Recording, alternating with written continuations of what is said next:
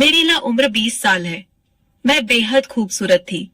मैं अपने माता पिता की इकलौती संतान हूँ। माता पिता ने मुझे बहुत लाड़ प्यार से पाला है। इंटर तक पढ़ाया भी है, मगर घर की हालत सही नहीं होने की वजह से मुझे दूसरों के घरों में खाना बनाने का काम करना पड़ा। मैं ममता देवी के यहाँ खाना बनाने का काम करती थी। उनका बड़ा बेटा विशाल और बहू शीतल जॉब पर जाते थे। छोटा बेटा विकास भी एक कंपनी में काम करता था। उसकी अभी शादी नहीं हुई थी और वह मेरी तरफ आकर्षित था। एक दिन मैं जल्दी जल्दी काम निपटा रही थी। दाल और सब्जी बना चुकी थी, बस रोटी बनाना बाकी था। तभी विकास किचन में दाखिल हुआ और मेरे करीब रखे गिलास को उठाने लगा। उसने जानबूझकर मुझको हल्के से स्पर्श करते हुए गिलास उठाया और पानी लेकर बाहर निकल गया। मेरी धड़कनें बढ़ गई। एक नशा सा मेरे बदन को महका लगा। मैंने चाहत भरी नजरों से विकास की तरफ देखा, जो मुझे ही निहार रहा था। मेरी धड़कनें फिर से ठहर गई। मुझे लगा जैसे पूरे जहान का प्यार लिए विकास ने मुझे आगोश में ले लिया हो और मैं दुनिया को भूलकर विकास में खो गई। तभी ममता देवी अखबार ढूंढती हुई कमरे में दाखिल हुई और मेरा सपना टूट गया। नजरें चुराती हुई मैं फिर से काम में लग गई। मैं जानती थी कि विकास ऊंची जात का पढ़ा लिखा लड़का है और विकास के साथ मेरा कोई मेल नहीं हो सकता। मगर कहते हैं ना कि प्यार ऐसा नशा है जो अच्छे अच्छों की बुद्धि पर ताला लगा देता है। प्यार के एहसास में डूबा व्यक्ति सही गलत ऊंच नीच अच्छा बुरा कुछ भी नहीं समझता। उसे तो बस किसी एक शख्स का ख्याल ही हर पल रहने लगता है। और यही हो रहा था मेरे साथ भी। मुझे सोते जागते हर समय विकास ही नजर आने लगा था। धीरे धीरे वक्त गुजरता गया, विकास की हिम्मत बढ़ती गई और मैं ही भी उसके आगे कमजोर पड़ती गई। एक दिन मौका देखकर विकास ने मुझे बाहों में भर लिया। मैंने खुद को छुड़ाने का प्रयास करते हुए कहा, विकास जी, माँ जी ने देख लिया तो क्या सोचेंगे? माँ सो रही है, तुम उनकी चिंता मत करो।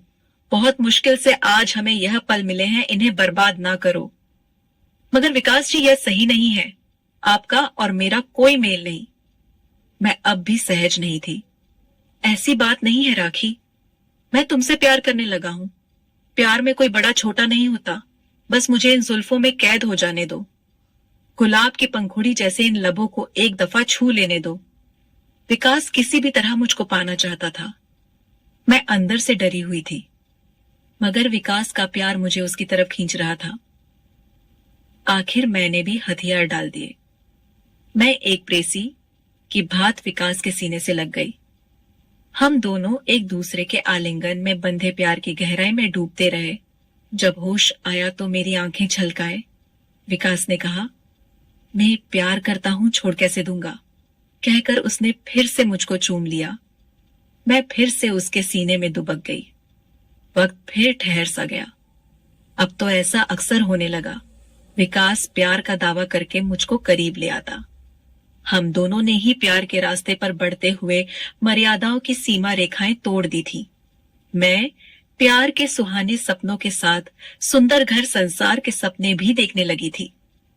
मगर एक दिन मैं यह देखकर भवचक्की रह गई कि विकास के रिश्ते की बात करने के लिए एक परिवार आया हुआ है।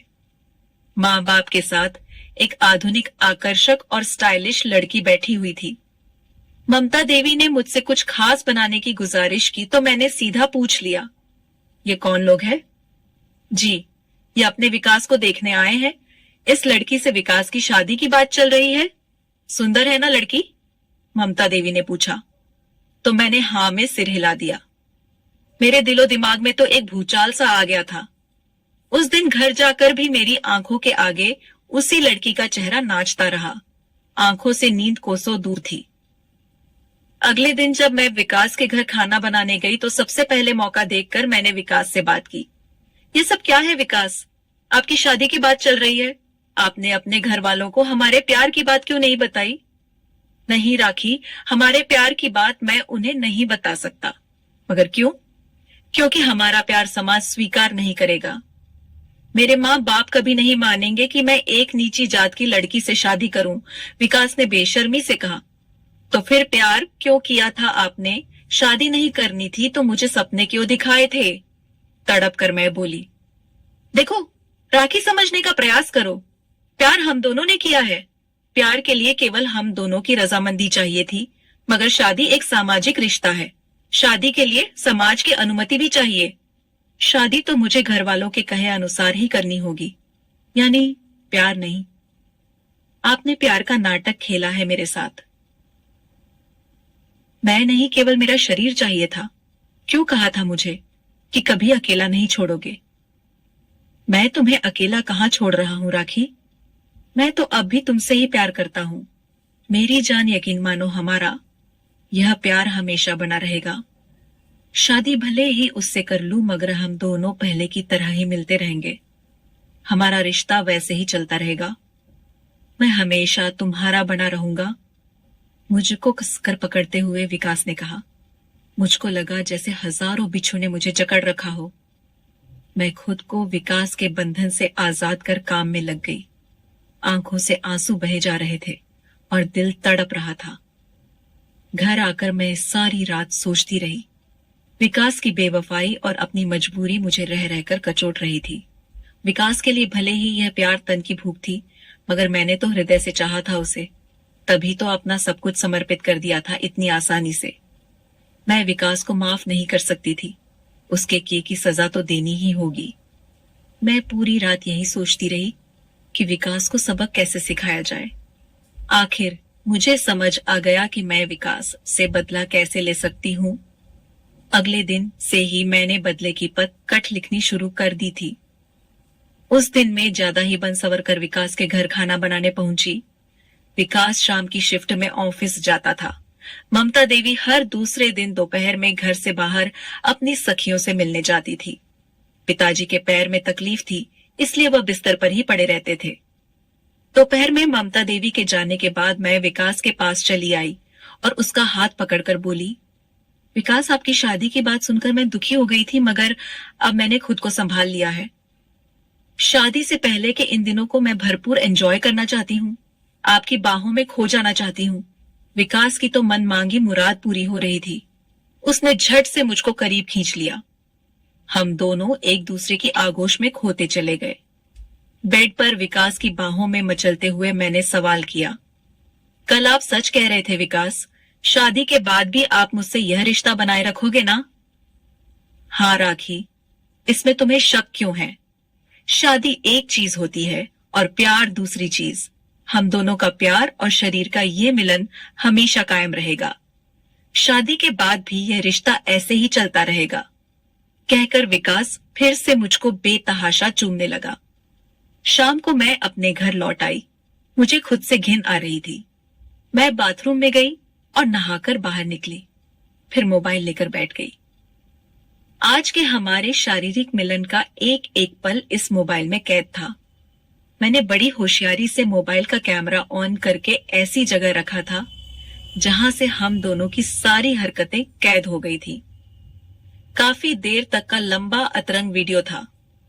एक हफ्ते के अंदर मैंने ऐसे 2-3 वीडियो और शूट कर लिए। फिर वीडियोस एडिट करके बड़ी चतुराई से मैंने अपने चेहरे को छिपा दिया। कुछ दिनों में विकास की शादी हो गई। 15 दिनों के अंदर ही मैंने विकास की पत्नी से दोस्ती कर ली और उसका मोबाइल नंबर ले लिया। अगले दिन मैंने ममता देवी को कह दिया कि मेरी दिल्ली में जॉब लग गई है और अब काम पर नहीं आ पाऊंगी। उस दिन मैं विकास से मिली भी नहीं और घर चली आई। अगले दिन सुबह सुबह मैंने अपने और विकास के 2 अतरंग वीडियो विकास की पत्नी को व्हाट्सएप कर दिए। 2 घंटे बाद मैंने एक और वीडियो व्हाट्सएप किया और चैन से घर के काम निपटाने लगी।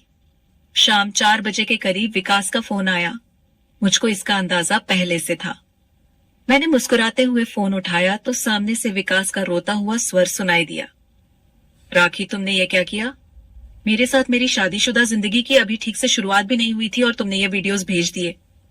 तुम्हें पता है सीमा सुबह से ही मुझसे लड़ रही थी और अभी अभी सूटकेस लेकर हमेशा के लिए अपने घर चली गई। राखी, तुमने ये क्या कर दिया मेरे साथ? अब मैं क्या करूंगा? अब तुम ना घर के रहोगे ना घाट के। गुड बाय मिस्टर विकास, मैंने कहा और फोन काट दिया। मैंने आज विकास से बदला ले लिया था, खुद को मिले हर आंसुओं का बदला। अब मेरे दिल को सुकून मिला था। तो दोस्तों, अगर आपको यह कहानी पसंद आई हो तो कमेंट कर जरूर बताइए।